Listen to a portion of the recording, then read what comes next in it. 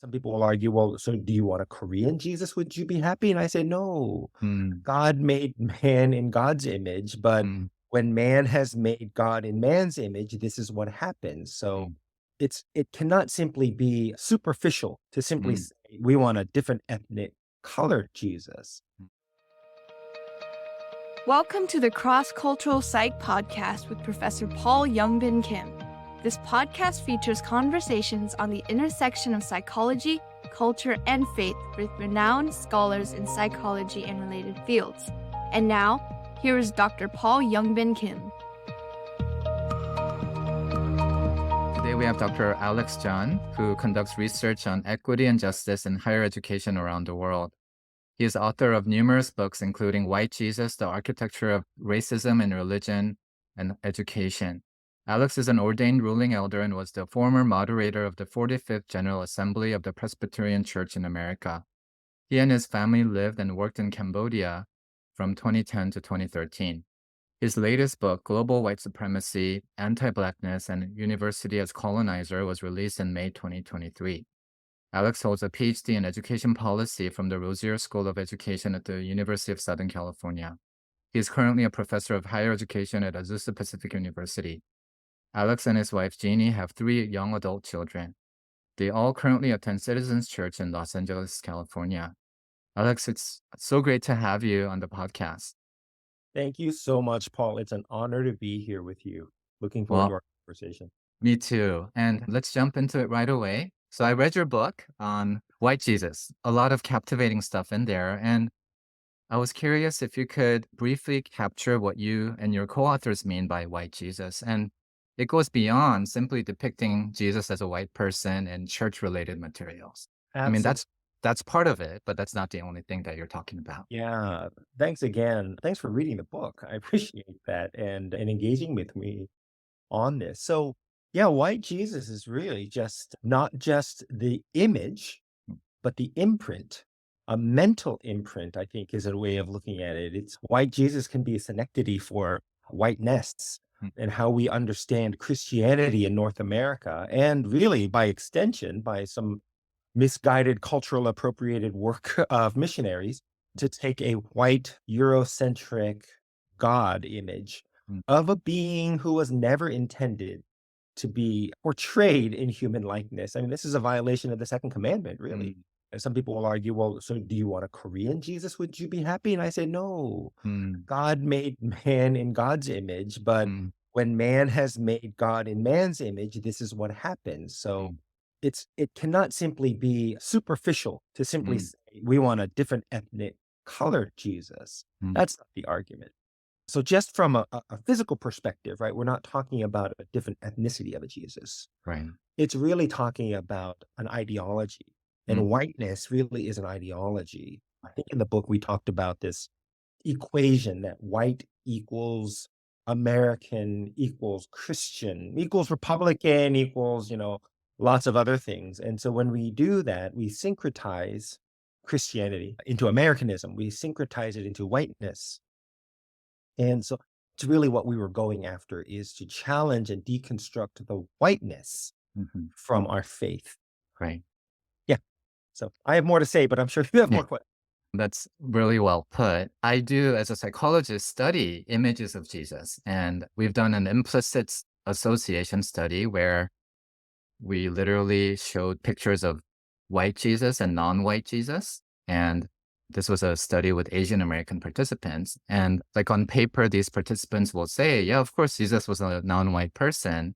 But then implicitly, they will rate the white Jesus images as more favorable compared to the non-white Jesus images. I know you're going beyond that, but for me as a psychologist, I think there's a lot of meaning when even Asian American Christians have internalized this perspective that images of white Jesus means more standard things, more favorable things, and conversely, non-white Jesus images are rated more negatively. That's such an interesting point, and I would love to explore more from my psychology colleagues like Mm, yourself, because this is pretty much where I stop, and we go in sort of the sociological approaches, maybe a little bit into the theological approaches. But no, you raise a very interesting perspective of sort of colorism mm, that is embedded especially in folks of color, Hmm. Christians of color, to say Yeah. white is right. And then we can get into the whole missionary endeavor of what European missionaries, North American missionaries did 100 something years ago Mm. into Korea, Mm. and unable to separate their own syncretized version of Western culture and Mhm. whiteness. Mhm. It was tantamount to Christianity. Mm. And then taking the gospel to Asian people, Korean people, and saying, this is Christianity. This was a Western version, an application of Christianity. Mhm. Dive right into it. I talk about my father, and I believe I mentioned him in the book. I mentioned my mother as well in the opening, how he died in unbelief, where he never could accept the fact that missionaries and Christians who wanted to convert him came from a very strong Western lens. And he's, Mm. why do I need to throw away so much of my Korean culture to Wow. be Christian? This was true with the music, Mm. forms of prayer, things like ancestor worship, and how it was just simply so foreign to white Christians that Mhm. threw it all out for the Mm. sake of the gospel. But it was a very, very truncated, limited, unnuanced approach to a white Christianity. Mm. Here's where it gets dangerous. People Mhm. think that I'm some sort of heretic, anti-Christian, Mm. liberal Marxist, all these types of things. And I mean, this is what happens when you're so tied to a Western Christian understanding Mhm. Mhm. in North America in particular, that you fail to recognize where people say things like, "Oh, you sound communist," and that's antithetical to Christianity. And I said, "Well, so is capitalism. Mm. You don't seem to be as critical of capitalism Right. or Right. democracy, which Mm. we're a republic as a church, not a Mm. democracy." So it's just interesting what we choose to argue Right. and defend as Western Christians. Mhm. Yeah. And like you said, we normalize Western culture as Yeah. the standard and what should be in the context of Christianity. I mean, I have a question ahead that I actually want to bring up right away because you brought up missionaries a couple of times. I shared with you that I grew up as a missionary kid in the Philippines. And I resonated with that chapter on missionaries because, on one hand, I really fondly look back to my experiences as a missionary kid. On the other hand, saw firsthand this sort of white normative culture that even played a role in my education as a missionary kid. So I went to a predominantly white missionary kid school. And I think there was a strong protectionist mentality there that we wanted to sort of put up walls. And sometimes like these were like literal walls in the Philippines where you protect these MKs from the influence of the world. But when I look deeper into from like exactly in which way was this protectionist mentality implemented, it was keeping this white standard, what's considered normative in white culture, and how anything outside of that was looked at with suspicion. And so I grew up in that context, and I see some of that mentality too in Christian higher education now as a professor in Christian higher education. I'm curious how you grapple with that part of Christianity. As a Christian scholar, on one hand, this is something that's really dear to me, but on the other hand, like I see so much white influence and white normativity. Like how do you wrestle with that? Just want to Yeah, hear your perspective. so good. Thanks. That very, very difficult question. Yeah. And I It's a ponder loaded question. Yeah. ponder existentially Yeah. my purpose in Christian higher education. And as a former, missionary in Cambodia, just a hop, skipping away from the Philippines, and that our Mm. teammates that led Mission to the World in Cambodia, Lloyd and Mm. Ina and their family were actually commissioned to the Philippines before they relocated to Cambodia. Yeah. So it's interesting talking about Southeast Asian Christianity. I'll start there. Mm. uh, because what was interesting is they saw us as Westerners, blue passport holders, that Mhm. some privileges, but also being Korean, but not Korean nationals. Just the level of power that came with Mm. being South Korean nationals, Right. or of course K-pop and K-dramas, but more than that, they looked at the church. And Mhm. can't tell you how many times I heard Cambodian siblings say, leaders in the church say things like, "Oh, we really, really want to emulate Korean Mm. Christianity Mhm. because we want Cambodia to be like Korea, a Christian Mm. nation." Oh, And wow. what happens, God will bless Cambodia. Mm. And it was really interesting because that mentality, I heard Koreans say the same thing, Oh. right? Missionaries. Mhm, Oh, yeah, mhm. you need to pray for your country so that your country can be blessed and be a Christian nation like ours. Korean Christians, American Christians all have this misguided, although, well intentioned, but misguided understanding of Christianity as if we want a Christian nation Mhm. and somehow God blesses the nations in this Right. way. People can disagree with me, but I don't think that should be the goal. Mm. And so I see nationalism, Christian nationalism, being biracial, bicultural and bilingual as Korean Americans. You can see the flaws in different cultures, which is, Mhm. so I'm an equal opportunity destroyer. But, I am part of that dominant group, right? Mm. I'm with tremendous blue passport privilege, tremendous American privilege, Mm. uh, in living as a foreigner Mm. abroad. And there's soft power that's attached to that. So I Mhm. need to recognize that. The same thing is true in Christian higher education. Mm. I'm perpetuating, in many ways, we are perpetuating this mindset, somehow protectionism and Mm. upholding certain quote unquote Christian values that are Mhm. truly socially conservative American white values, perhaps. Right. And we have to recognize we are also part of the problem. But this Mm. is always going to be true as a cisgender hetero male uh, Mm. in American society, or if I was in Korea, very, very unkind to women, very patriarchal. And and being able-bodied, I benefit from an able-bodied society, an ableist society. Mm. So I want to be very aware of my own privileges, and I think we all do. Otherwise, we're too woke for any good. We're Mm. just always going after Right. all the challenges and all the dominant structures, Mhm. failing to recognize that we are also part, in many ways, of the dominant structure. So Mm. I want to start there by saying that Christian higher education is an extension of Christianity in the church Mm. and the church in America Right.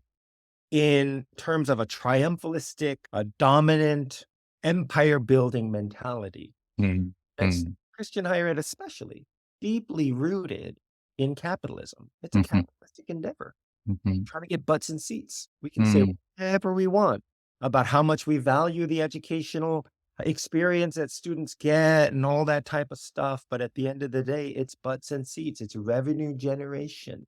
Right. And if we don't generate revenue, no matter how much we say we prize and value something, Mm. we'll shut programs down. Yeah. I'll try not to talk so long. Wow. I'm making notes here. I love that phrase, equal opportunity destroyer, right? But also the idea that, yeah, we have to accept the reality and be honest about ourselves that we are dependent on tuition, we are dependent on revenue, right, to be doing the work that we're doing, right? So two Yeah. two thoughts that come to mind Mm-hmm. as we move forward is that Yeah. I keep myself somewhat grounded. I have two pithy things that I always say. One, learning to have a critical lens, Mm-hmm. but not a critical spirit, Mm. right? So the way I view the world and all Yeah. of its inconsistencies, right? That's what scholars are supposed to do. Sure. But as Christians, not to get so bogged down with the negativity and have a Mm. critical spirit, just complaining about everything, going after everything. And it's a fine balance. Yeah. Right. And I continue to pray for myself and others in this work. To Mm. say, do you know the difference between having a critical lens and a critical spirit? Mm-hmm. That's one. And the other one is the oft quoted F. Scott Fitzgerald statement: the test of a first rate mind is to be able to hold on to two contradictory thoughts at the same time and still Mm-hmm. be able to function, Mm-hmm. Mm-hmm. right? Can Christian higher education do some good in the world? Yes, I believe Right. that. Why I still reside in this space. But Mm-hmm. are there flaws and challenges that really need to be addressed and interrogated from the inside, from Christian scholars who love and care about this endeavor? Yes, both can be true. Mm-hmm. To my administration, I'd say, listen, I'm on your side. Mm-hmm. We're on the same team. We're trying to fight against some of these challenges. Right. And how can we work together Yeah. from an administrative and from a faculty perspective? But Mm. sometimes we're the enemy because we're only seen as people who are raising problems. Mm. Yeah. I love that distinction between critical spirit and critical lens, and how, like, you and I, as people trained in the social sciences, right? We're all about critiquing things. And I think in psychology, in my field of counseling psychology, where we study, among other things, like psychopathology and stressors and things like racism and microaggression and how they might impact mental health, I just find myself always, in some ways, focused on I guess, the negative side of human beings, focusing on highlighting, "Oh, these are the effects of the sinful nature of our world, and here are the outcomes." And how, in some ways, that's my calling, to be able to do that through my scholarly lens, but also not to be so dwelling in sort of a very down or critical spirit in a way that, yeah, it just becomes all about cynicism and other negative things. That's right. That's right. It's a fine balance, like you mentioned. Yeah. And, if you're of the Reformed persuasion and hold to a total depravity Right. view of the world, right? Where's your hope, Mm. right? But of course, it's creation, fall, redemption, and consummation. Of course, there's hope. Yeah. It maybe not this side of heaven, but Mhm. there is hope. But Mhm. how do you hold those two things in tension? That it's a Right. fallen, depraved world. Mhm. Theologically, that's how I identify. So I see racism and misogyny and Mm. homophobia, and I say, well, this is a fallen world, of course, Yeah. but there still has to be hope. Mhm. I always find it interesting, just as a side note, a lot of my Reformed friends will say, yes, we believe in total depravity, but Alex, racism, that's come to an end. Why do you continue to say that that's an Mm. issue? Mm. And I said, you must believe in a small t total depravity rather than a capital T total depravity. If it's totally depraved, then systems are also depraved. They're all Mm. broken. Mhm. Any human-made structures will Mm. be flawed this side of heaven. This side. Theologically, I thought we'd be aligned. It just makes it makes logical sense Yeah. that if you hold to this particular view of the Right. fall, that we would nod our heads in agreement that when we recognize broken systems and broken, Mhm. that we Mhm. would say it's theologically it aligns with what sociologists have said for years. So Right. anyway, that's Right. it's fascinating that there's that disconnect. Yeah, but that's another evidence of white normativity, and how, for the majority of white evangelicals, racism is an individual thing, interpersonal thing. It's how That's I treat you as a person. And as long as we address that part, the small depravity, the small t, if you will, in the total depravity is the interpersonal aspect, right. then that's taken care of. But Yeah, not recognizing the big T, or the systemic issue, I think, is something that, yeah, I think is difficult for those who are hyper individualistic in their yeah. perspectives. Yeah. And Mhm. Paul, I'm so glad you brought up Yeah. this hyper individualism, which is rooted in Western society, Western European sort of white normative Right. approaches. This is why when you talk about racism, you Mhm. think individually, did I ever say these words? Did I ever use, inappropriate language? Did I ever own other human beings? No, no, and no. So therefore I am not racist. Right. Failing to understand structures and systems, right? Yeah. And for Korean Americans like myself, it's so much more about a collectivistic Mhm. understanding. That's why we look at shame differently, why we understand pride differently. And it aligns theologically for me from a covenantal perspective, Mm. right? It's an easier connection to talk about covenantal connectionalism, Mm. those who came before me and Christians around the world, just like I'm able to do as a Korean American, Right. who understand the collectivistic nature. You can take Alex out of Korea, but you can't take Korea out of Alex. Mm. Not for a couple generations. It's Mhm. still embedded in me culturally. Right. Right. And so maybe the other problem is for a lot of folks who've bought into individualism, Mm. when we talk about systemic brokenness and change, the response always is simply individualistic. You need to accept Jesus. Mhm. That's all that matters. Yeah. I want to say amen. And yet, look at the broken systems. And you can't take a systemic problem Mm. and answer it with an individualistic response. Mm. That's There powerful. lies the disconnect. Mhm. Mhm. Yeah. My students and I and a colleague, we developed a measure of racial microaggressions that are prominent on Christian campuses. So not just microaggressive messages, but that, like what you just articulated regarding the solution to racism is just uh, accepting Jesus and knowing the gospel. That kind of messaging. Again, I want to say amen to that, but that when it's thrown in the face of someone who has just experienced a microaggression, that itself can also be microaggressive. So we That's actually right. created a measure of microaggressions that have embedded in them some wrongly applied Christian messages Oh, or I cannot wait misguided. to hear more Yeah, about this. Yeah, yeah, absolutely. Because uh, it gets to the root cause of this syncretized approach, yeah. right? That formula of Christian equals white equals American. Hmm. Uh, it's hard to compute what it means to be a Chinese Christian, right? Where there are millions of Chinese Christians in countries that is still very much a communist driven, quote unquote, communist driven. So they're communist Christians. Well, how do you reconcile that, Christian American? Right? Right. How do you reconcile faithful servants of the Lord living in quote unquote communist China?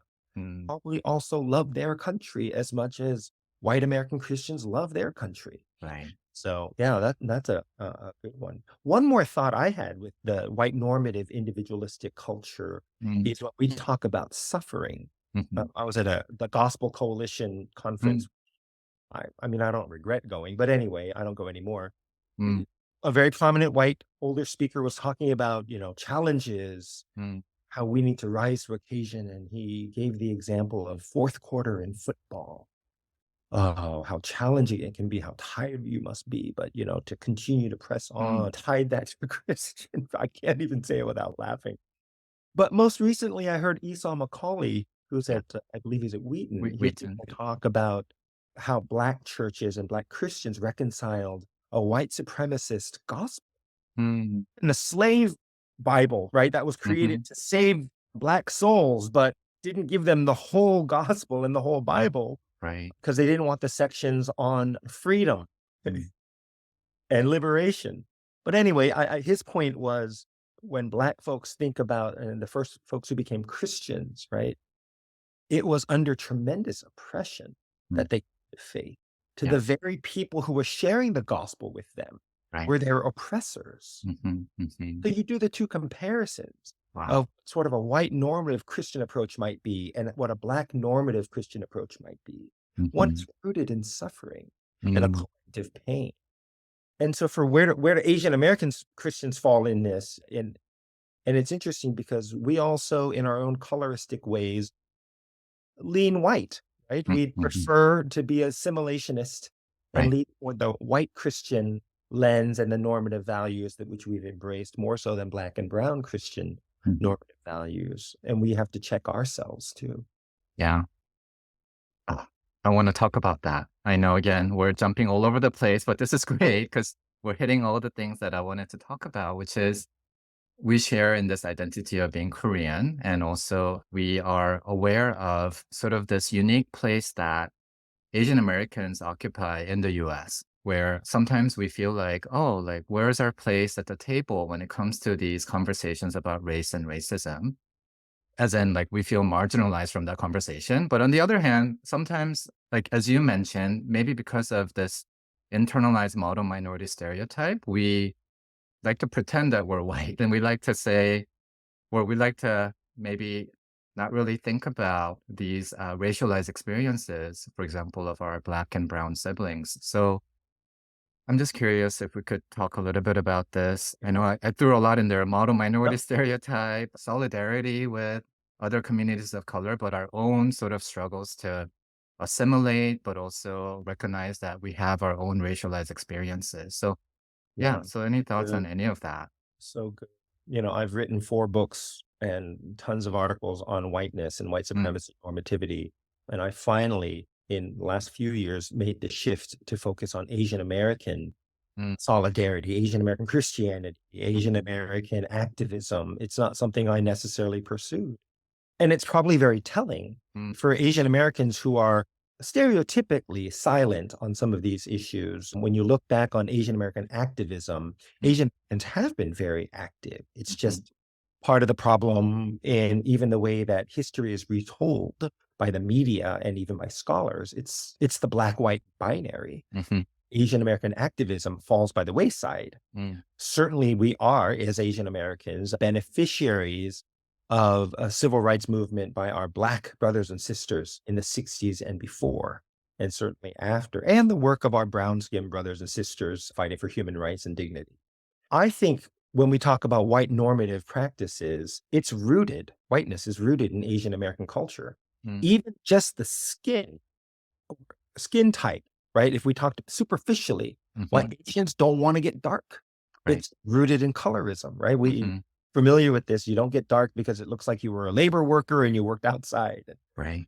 Some of that has been passed down for generations. Every culture, every ethnic group has their version of colorism. But I think the whiteness cannot be talked about in absence of anti-Blackness. Whiteness is running toward and away from Blackness. And so for Asian Americans, and these are conversations that we must be having in our own communities about the anti-Black sentiments that reside in us. And just using one snippet of immigration history as an example, for Korean Americans, immigration history is much shorter, right? Really from the mid-60s, if we talk about anti-immigration, folks who came from South Korea, United States in the mid-60s, 70s mostly, and then in the 80s, would do a landscape of the world and look and see white, Black, and brown, and why did we identify so quickly and assimilate so quickly with whiteness and see white people as Americans, as opposed to Black folks who are also Americans. And so that's more of a self-discovery journey for ourselves to recognize what is it about our own assumptions about what it means to be American. So I think that's worth exploring for us. And maybe that's the effect of missions as well for Christians who were already Christians and immigrated to the United States, right? What they associate as Christian and American was also with whiteness. Yeah. So yeah, there's a lot to explore there for us. A lot of internal excavation, I think, is important for us. Yes, for sure. I personally feel like, because we as a family just left the Korean American church because of some of these struggles, and how, gosh, on one hand, it feels really comfortable to be in a community of fellow Korean American believers. On the other hand, I just felt like we were not doing that type of interrogation that you're mentioning, Alex, of really thinking about, like, why do we practice the way we practice? Why do we sing the worship songs that we're singing? There was not that kind of questioning that I desired in our community, right? And like whenever I brought up topics or questions or maybe critiques, I think it was met with, what's the big deal? Like, we use this white Jesus baby image in our Christmas PowerPoint. Like, what's the big deal? There's no harm done, right? And so, yeah, with repeated experiences like that, I felt despondent. Yeah. I could vent too. Similar. I was at a different church for 30 years. It was a church that I was a founding member at and was served as an elder for 20 plus years. And the amount of resistance I got, which was interesting, from our predominantly Korean American South Orange a Republican church. So that's probably interesting to me, is the resistance. I kind of expected it from some white people. But what was really surprising is the amount of resistance from other Korean Americans. Right. Who had negative experiences more with Black people than they did with white people. And said, Alex, you're wrong. White people have been good to us. Plus, can you stop talking like this? Because they're not going to like us. Like, who are they and who are us? So you recognize the connectionalism with being fellow Korean Americans, but you need to still be accepted in the white gaze, which is really interesting. So I left my church as well. It was Korean American primarily, but it was almost apologetically Korean American. Right? And where I attend now, Citizens, unapologetically Korean American. The pastor certainly is. Jason apologetically Korean American. Is increasingly unapologetically Asian American. Right. And there is a difference there, right? Cannot simply be throwing the baby out with the bathwater that all Korean American churches are not addressing these Right. issues. A vast majority are not. Mm, mm, But when you do find Asian American churches that are aware of and trying to address these issues socially and the intentionality, both from the pulpit and without, I think it matters. mhm, mhm. Yeah. Yeah, And so those are some important distinctions I think that I've recognized for the local church, right, but it's right. an uphill battle. No, thanks for sharing that. Yeah, and as you're sharing, I thought about, again, in Christian higher ed, how that sometimes happens too, where faculty of color or administrators of color speak up and they're left alone because no one else is speaking up. Yeah. So Mhm. let me talk a little bit about faculty of color and administrators of color and faculty of color at Christian Yeah. institutions. I think the white normative approach to Christian institutions in America, Christian higher ed administrators love the simple compositional diversity. Mm, When we talk about diversity, it's compositional diversity only. We love the color, but we don't like the culture. We love the pictures because the pictures don't talk. But as soon as we start interrogating white supremacy and patriarchy, it gets very, very uncomfortable. So this is true for churches, denominations, and Christian higher education. mm, And so one by one, you bring in gifted academicians and administrators of color. And one by one, they slowly die off by a death of 1,000 paper cuts because they're always rubbing up against white normative practices. And they're called over, pulled aside, and told, listen, you're being too vocal, you're being too aggressive, divisive, mhm, right? But it's interesting because I had read this recently. People have a problem when you speak up against racism and white supremacy. They mhm, say that's divisive. mm, Oh, Timothy Isaiah Cho in saying this. People will accuse you of being mhm, divisive if you speak up against racism and white supremacy. mm. But that means that racism is not as divisive. We're okay with the racism being divisive. But when you bring up anti-racism, all of a sudden now you are being divisive. Mm. Wow, that's powerful. Mm, I butchered it. Sorry, Timothy Isaiah Cho. Yeah, but so mm. good, Yeah, right? And so yeah, spot on because mhm, that's the normative lens by which we want to view the world. yeah. And so when you bring up racism, you're being divisive. Mm, How many churches and Christian higher education institutions have talked about what CRT is and anti-racism, mm, right? But they come up from an approach of fear right. and doubt and uncertainty. Mhm, These same churches and Christian institutions have never done a study or had a mm, conversation about racism. mm, mm. It's only CRT and anti-racism that we should watch out on. And that's a good sign for you if you're looking, is this a safe church for me? If the church has a seminar on anti-racism and CRT, but has never had a seminar on racism, Mm. Yeah. You get a sense of that community, right? Yeah. Mm. Wow. Again, making lots of mental notes here. I like that CRT thing is really personal to me because I get students and sometimes parents commenting on that. But yeah, as you probably have that experience as well, but there's a sense of fear. Like they're coming from a place of fear and maybe a particular type of fear that, for example, my white child might be ostracized in the classroom. But that's right. that fear is sort of phrased as CRT is not something that should be taught at a Christian higher education institution, right? And they ask, like, is this something that's taught? Or is this something that you think is important in the Christian classroom?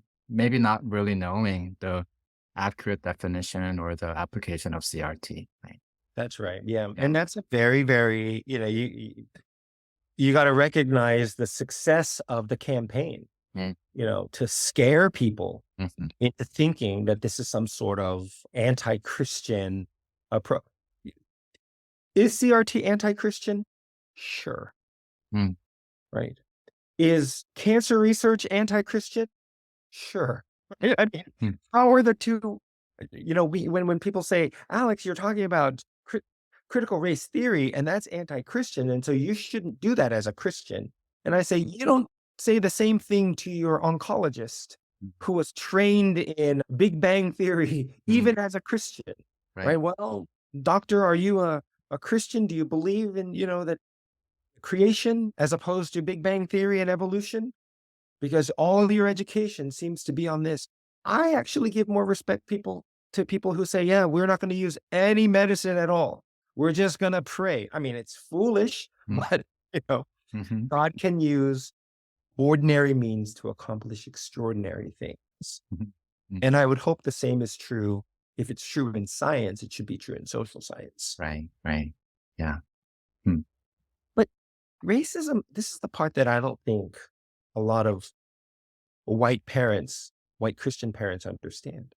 Racism doesn't just hurt BIPOC children. Racism hurts white children. Right. Patriarchy hurts men. Mm. I mean, it hurts women more, but it hurts men because we have this false understanding of biblical roles of men and women. Mm. It ultimately hurts men Mm-hmm. because they are foolish enough to buy into some of this patriarchal language, right? Mm-hmm. Of course, it hurts women more. But to say that this is only a woman's issue, to say that racism is only an issue for folks of color, Mm-hmm. right, fails to recognize the pain and damage it does to the dominant group as well. Mm-hmm. That's well put. I mean, there are many things I'm naming that I get discouraged by, but another thing that I get discouraged by is when we have campus talks on racism, looking at the people who show up and how predominantly the people who's part of the choir, if you will, people that tend to show up at these things, pointedly, mostly people of color, students of color. Yeah. But when white folks do show up or white colleagues show up and then how encouraging that is to see that and to hear them say that this is something that is important to me as a white person because of these reasons, and not just because it's an academic endeavor, but it's something that affects me as someone who is part of this community. I think that's encouraging. But like you said, I think when people disengage from the topic, it's because they see it as not really relevant for them. Right? Yeah, that's right. Mm. And so again, I go back to critical lens, critical spirit, Yeah. and knowing the difference. When white folks show up, if I'm not having a good day and it's a critical spirit moment, right? I'm like, oh boy, they're going to show up and they're going to get their woke badge, shined to say, look where I went. I came to these events, and that again, that's a negative approach. Everybody can grow, everybody can mature, everyone can be challenged. This is what sanctification is in many ways. There is no arrival point. So I love when people who are the quote unquote choir show up, because, I've been to church long enough to know the choir needs the gospel more than anybody, and all their works righteousness singing every week. Anyway, so part of the challenge, I think, is to recognize that everybody needs to grow. And so I appreciate when white colleagues show up to these spaces, but hopefully they show up and will take a posture of learning, just as any person of color who's facilitating would recognize their own forms of privilege. Right. Yeah. I mean, you've already mentioned this, Alex, and in your book, you talk about it as well, but you publicly identify as a Reformed Christian. And in your book, you mention how that word reformed triggers some kind of generalization in some folks. And I've had that experience too, where I resonate with lots of Reformed theology. I went to Calvin for my undergrad. I don't go as far as to identifying myself as a Reformed Christian, but again, I resonate with a lot of Reformed theology. And I'm very aware that in my progressive Christian circles, that word reform triggers certain kinds of stereotypes or generalizations. And so I'm curious if you could speak a little bit to that and how you sort of debunk those stereotypes, or how you maybe wrestle with some of those stereotypes that might be true. Yeah, that's a good one. It's hard because there are trigger words. Reformed is one of them. Evangelical is another, right? Yeah. I might use both freely as identifiers for myself. So there's the concept, and then there's the action. And the problem most often is the action that they see from evangelicals or from Reformed folks. Yeah.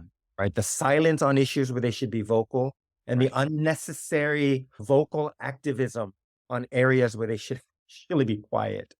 And so I think that's part of the challenge. Again, I shared this earlier about, reform folks who believe in total depravity, and yet when you call out systemic injustices, they refuse to acknowledge that this is possible, that somehow, for example, racism has ended. With civil rights is oftentimes what I hear. So, it's really interesting, but you have to do a lot of mental gymnastics to find justification. Mm. I'm trying to tell the whole story, Mm. right? I want to be able to be balanced enough to say that Reformed theology in its roots may be biblical and accurate, but the application is flawed, is often deeply flawed, because Reformed folks can't separate themselves from their whiteness. Carl Ellis gave this one analogy once, and he's a good Reformed denominational leader. And he was talking about all the books at Covenant Seminary. Do any of these books have any sort of cultural lens to their theology? And they say, no, of course not, right? Because we're good Reformed people. We're not into that. And so he pulled up a book on Scottish theology. Very appropriate, right? A little too deeply rooted, I think, in a Western theology and European theology. Right? There needs to be a sort of a new reform movement that I think would be good. So many Korean American friends identify as Reformed Christians, are actively engaged in churches and ministries. And when we bring up some of the challenges that we see of whiteness, very evident in the Reformed churches, very evident whiteness, very evident in the denominational circles, right? We get slapped a label of heretic and cultural Marxist. I can't remember who said this once, but I'd never been bullied so badly until I became a Christian. And then all of a sudden, in denominational spaces, the tribalism runs deep, and they're quick to get rid of any sort of ideology that challenges what they hold to as strong Reformed theology, when it's deeply enmeshed in whiteness. Right. Wow. And so when people walk away from Reformed faith, they might be walking away from patriarchy and whiteness, Right. but they were unable to make that distinction because they were so intertwined. The same thing is true for people who walk away from Christianity. They say, I'm deconstructing my faith because Christianity is such a white supremacist, misogynistic religion. And, I want to pause. And I grieve and I lament because they also have tied together the whiteness and the patriarchy into the faith. And there's got to be some ministries that are emerging that really address the whiteness of Christianity and the misogyny of Christianity so that they can keep Christianity, so that people will maintain their faith, but lose all the other stuff that brings Christianity down, which I would be the first one to agree with. Yeah, that's a tough one. I am currently not in a Reformed church necessarily. I'm not in a church that identifies as a Reformed church or a Presbyterian church. So sort of on my own journey these days. But you resonate with the Reformed tradition. Oh, sure. Yeah. Yes. Yeah.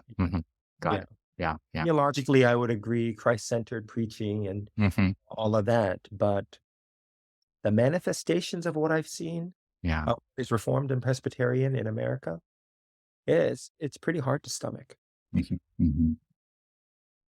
Yeah. I mean, as an illustration of that last point that you just made, I find sometimes my colleagues, I'll be careful about saying current colleagues, so this is like past colleagues, when we've talked about, for example, like evaluating files or like candidates for faculty position, that word reformed gets used synonymously with rigid or fundamentalist. And I was just struck by that I don't think that's accurate, but that they had internalized in this Christian circle the view that the word reformed means someone who is unwilling to budge on many issues, including social issues. Yeah, that's right. Yeah. Hmm. So at the risk of sharing too much, Yeah. as I already have, but that's so funny because it depends on what spaces you're in. I'm either Yeah. woke for you or I'm not woke.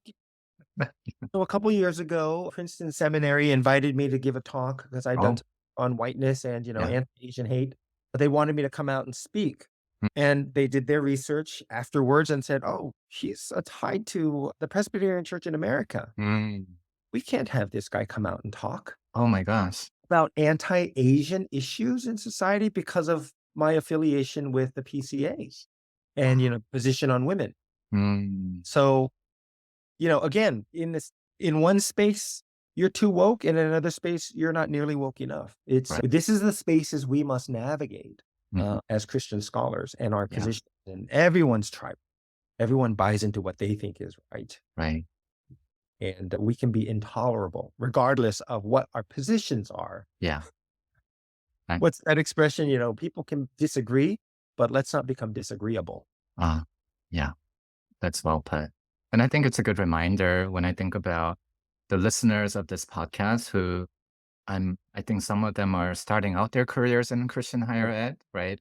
Yeah, no matter what space will be perhaps stereotyped or judged in a negative light. And when I look at Alex, your educational history, APU, I think is your first Christian higher ed institution. Is that right? And you've been there a while now. How many years approximately? This is my 16th year. Okay. Yeah, I left the So, University of Southern California as a yeah. faculty member. I made the running joke about no self-respecting Korean American child leaves the University of Southern California to go to Azusa Pacific University. Mm. I mean, what does, Oma and Appa have to say at the cocktail parties, right? Anyway, yeah. What was that transition like for you? And obviously you stayed, and despite, I'm guessing, the challenges that you experienced, you found this calling to be worthwhile and maybe Yeah. in some ways enjoyable as well. But what was that transition like for you? I have zero regrets coming Mm. over to a Christian university, having no context of what a Christian university was. Mhm. And so early on, people had asked me, hey, what's the difference between a secular institution and a Christian institution as it pertains to whiteness, for example? And I said, Mhm. no different at all. They're both dominant white institutions. Mhm. The Christian institution adds a theological layer that complexifies things, Yeah. but still very white normative. Mhm. And so that's probably the biggest surprise coming to a Christian institution. I thought foolishly that we were all on the same page biblically in the way that we would approach justice. Mm. Because at secular institutions, someone who identified as an evangelical Christian, they said, you're part of the problem, Mm. right? You and your organized religion Yeah. has done more damage and oppression to society. And I'd be the first to admit that and agree Mm. and actually write on these things. Yeah. But that didn't matter. When I go to a Christian institution and I would talk about these things, it was absolutely unacceptable. They were just too critical and they didn't know what to do with it. But I think Christian higher education is at a crossroads right now. You can see boards of trustees influenced by parents, but really influenced by money, Mm. just like their secular colleagues, influenced by money to say, listen, if you don't fix the direction you're headed and become more quote unquote Christian, Mm. right? Donors are going to stop giving, students will stop coming to these institutions, Mm. and institutions will fold. So you're a psychologist, so maybe you have a better insight on some of this stuff, where psychologists refer to this as attribution error. The reason why the institutions aren't doing well is because we have too many woke faculty. Mm. And so once we fix that problem, Mhm. we turn to greatness. Let's make Christian higher education great again. When we talk about the enrollment cliff and the numbers of students, Christians who are not available for Christian higher education, Mhm. I think they're talking about the white Christian students, Right. not talking about the Christians of color Mm. who may have never considered Christian higher education because it's so dominantly white. Mhm. Yeah. So those are some of the challenges that I've recognized over the years. Not to throw shade on my own institution, but at one point, several years ago, my institution celebrated that they had 51% non-white students entering in their first year. Mm. Mm. And of course, my critical lens Yeah. immediately kicked in and I said, wait for it. How many of those students are going to experience racial microaggressions on a Mm. dominantly white campus? And sure enough, the number of biased incidents responses, that the university had to respond to because they felt like, oh, I don't know if you belong here. Did you write Mm. this paper? Right? It's so well written. Did you write this? Those types of things. That's a big challenge from a Christian institution that failed to recognize that they were equally white as they were Christian. That's been an ongoing challenge for me. I don't know which is worse. I mean, one of the books I've written, White Evolution, we dedicated it Mm. to the metropolitan white liberal, Mm. right? The ones who would vote Democrat, but probably still wouldn't hesitate to call the police on Black citizens, right? Mm. There are layers and Yeah. layers of complexity when it comes to whiteness. Right. And the folks who simply reject any and all of these discussions simply because they say they're Christians and they don't understand it. And then the folks who are readily embracing some of these conversations, but are on a journey and fail to do the ongoing internal work that they need to do to Mm. excavate their ongoing whiteness. Right. Right. I love the Cornel West oft-quoted statement that he said, he's daily trying to kill the white supremacist that lives in him. Mm. That's the Black theologian and philosopher Cornel West. Right. If that's true for Cornel West, that's certainly true for me.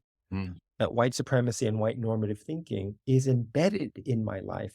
I work so hard to assimilate toward whiteness. Right. It's take as many years for me to deconstruct and interrogate it. Mhm. Yeah. Wow. Me too. We've internalized so much of that. Yeah. And this is where we need each other. We need to be Mhm. in community. In one of the books I reference, collective critical racial consciousness. It's Mm. collective Yeah. and individual only.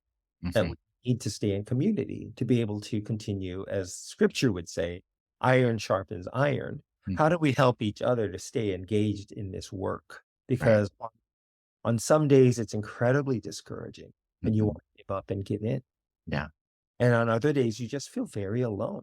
Mhm. You need the support of colleagues around the world, around the country, Yeah. who are in this work and are motivated by biblical principles to remain in the. Right. Yeah. And that type of community I found requires so much intentionality that we can't just passively hope for that kind of community, but we need to really seek it out. Yeah. That's right. Yeah. Yeah. So times like this, meeting you and instant friends, and as we started talking about how much we probably have similar struggles and doubts and Yeah. challenges in this work. And Mhm. it's just really encouraging to be able to sit and talk like this with you. Yeah. Same. I'm so happy that we got to connect, and I learned so much from our conversation today. I think today was maybe the least structured I was in my questions, but in a very good way, where I feel like My you fault.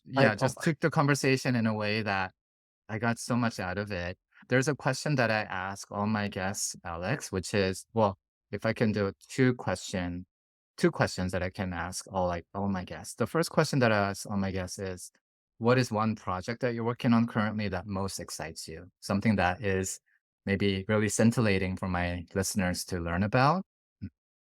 I have a grant Mm. recently that I've received on Asian American Christians Mhm. and how Asian American Christians are engaged in social justice work. Oh, wow. So I'm really excited about that project because it brings together, as you would Mm. imagine, what our theological convictions, our ethnic background, and the Mhm. desire for justice, what that looks like. Who's doing it? How are Yeah. they doing it? Right. What areas of resistance have they experienced? Mm. Yeah, Mm. that's a project that's really near and dear to me. I mean, it's Mhm. almost where it's almost autobiographical, right? In many Sure. Yeah. research becomes me search, Yes. Yes. Yeah. and studying other Asian American Christians who are Mhm. engaged in justice issues. And will you be doing qualitative methodology? Will you be interviewing folks and Yeah, I'm analyzing data? primarily a qualitative methodologist, and so all my work will be rooted in case studies, phenomenological interviews, Mhm. yeah, things of that nature. Oh, wow. Really And excited about it. yeah, that sounds wonderful. I'm looking forward to seeing that come out whenever that might be. The last question is, without knowing who my next guest is, what question might you ask my next guest? So it can be a really fun one. It can be a difficult one that you don't want to answer it, but you want someone else to answer. If you're curious about what my last guest asked, it was, what's a new perspective or belief that has changed recently for you? So a belief or perspective that has changed for you recently. So that's what my last guest asked for you, right? But And what is a question that you answer might that have? question. Yeah. My question, Yeah. because this is my own reflection at this stage of my career and my life. Yeah. Um, what is one of the biggest regrets that you have Mm. that Oh, you're wow. able to answer Okay. That's a publicly? deep question. Yeah. And again, you don't have to answer it, Alex, but I'll definitely note it for the next guest. Would you like to answer the question of what's a belief that has changed for you recently? A perspective that has been altered? Ooh. You know, when we're talking about Reformed churches earlier, and we talk about misogyny, patriarchy, and the Mm, role value of women, mm, this conversation recently with some dear friends who were saying, so where are you on all this stuff with complementarianism versus egalitarianism? And this was my answer. Every time I've engaged publicly in conversations about complementarianism, right? mhm, The role mm. of women, Yeah. especially in terms of ordination and Mhm, service, leadership, etc. It always came with a deep sense of fear. mm, And the more I engaged in these conversations in my denomination and in more reform circles, mm, the less and less that conversation became appealing. mm. The less, and it worked the opposite way.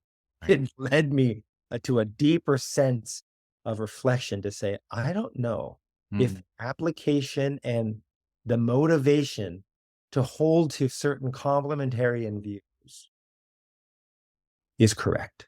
mm, I know today we talked mostly about race and ethnicity and whiteness, but mhm. when you have other guests on who can address this Yeah. issue of women in roles in leadership in the church, Mhm. especially in Asian American churches, I will be listening very, very intently. Mm. Thank you for being vulnerable and sharing about that. And in fact, I can't promise it, but I think one of the next guests lined up is someone who can speak to that. So I'll be sure to send you the link if what she talks about Excellent. aligns with what you're looking for. Yeah. Alex, thanks again for your time. I learned so much from you. Thank you for listening to the Cross Cultural Psych podcast with Dr. Paul Youngbin Kim. We hope this content was meaningful. If you enjoyed the podcast, we invite you to write a review on Apple Podcasts and Spotify. Also, let us know what you'd like to see covered in future episodes. We hope you will join us next time. Okay, good to know. I've closed my door to keep my dog out. So Okay. unless you want me to bring Spartacus in and then we can have a moment with our dogs. You have a Maltipoo? We actually have a Aussie mountain doodle. So some kind of a poodle mix. Yeah. Aussie Mountain. She's a handful. She's a handful. It's the Aussie part of it, probably. Yeah. How about your dog? It's a Maltipoo. Oh, okay. Yeah. I know multiple. I have many friends who have multiples. Yes. Yeah. Yeah. Every Korean I know has a Maltipoo.